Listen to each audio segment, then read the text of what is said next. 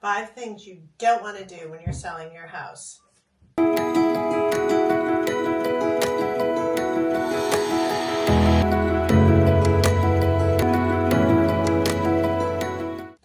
So today we're going to talk about 5 things that you don't want to do when you're selling your house. So first is most important, do not overprice your home. So buyers today still have the psychology that when they walk into a home, they're going to pay the list price or higher than what we have labeled on the MLS sheet. And what I tell sellers is what's on the MLS sheet is sort of our starting price. It's not a market value price. The buyers decide what the market value price is. But say your house is worth 1.5 and we put the house on the market for 1.7. Everyone will come in the house and they'll say, oh, wow, well, they want that much for this, and they won't put an offer in. And then we are on the market for 14 days, then 21 days, then 30 days. Then we start lowering the price.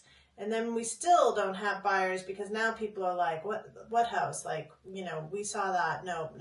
And they just ignore it. And then we end up selling it at like 1.45, which is unfortunate because you could have maybe sold it for 1.55 had we started the price right. So that's mistake number 1. 2, neglecting repairs and maintenance. So when we sell a house, we want to make sure there's no deferred maintenance. A lot of people, you have a bathroom leak, it gets, leaks onto your ceilings. You just kind of ignore it and live with it because it's no big deal. But when you're going to sell your house, you absolutely want to make sure that we've painted the ceilings and that they're looking pristine and that there are no cracks in the walls. People get very worried about that, cracks in the ceilings. Or on the outside, trim that's rotted. So you definitely want to clean up your deferred maintenance. 3rd, and I think this is really important, and it's interesting that it made a lot of other people's lists, which is curb appeal. So the way I describe people buying a house is that they walk into a house, they see a house online and they go, oh, this is nice. We should come look at this house. So, they get off the couch, right? That's your first 60%. They drive to the house.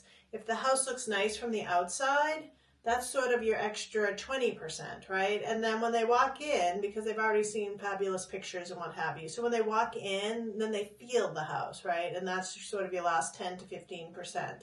So curb appeal is really important. Like making sure your threshold is painted and is not cracked, really big. The banisters, if they're old and they're railings, the wrought iron, you want to make sure it's not rusty. The steps, the masonry steps are in good working order. Your bushes are nice. Your grass is cut. You have a little mulch, not a ton of mulch, but a little mulch. Just make your house look crisp and clean. Very important. Next, people say is not staging the home. Now, staging the home to me can just mean decluttering. So you don't necessarily have to bring in all kinds of new furniture and what have you, because I really think that the furniture you have that you bought to go in the house is probably the best representation of the house, right? But we're talking about cleaning off countertops, the kitchen, the living room, bookshelves, things like that. Just make everything look very neat and orderly. Rule of thumb is like, 3 things on the mantle, nothing more than that on your fireplace mantle. So staging, which can be as minimal as decluttering, or if your house is empty, yes, it could be a complete full stage with a staging company. And then lastly, and this is also, it's incredible to me. So you put your house on the market, but then you're like, oh, I don't want to show it on Saturday morning. So we are in a market here where houses go fairly quickly, but the first week is the most important week. So we want to make sure that buyers can get into that house at any time they want, within reason. But we don't want to be like, oh, I don't want to get my dog out. So, I tell my clients, like from Thursday noon until Monday at 3 p.m., we need to be open to showings at any time. The more people that see your house, the more people that can bid on your house, the more people that bid, the higher the price.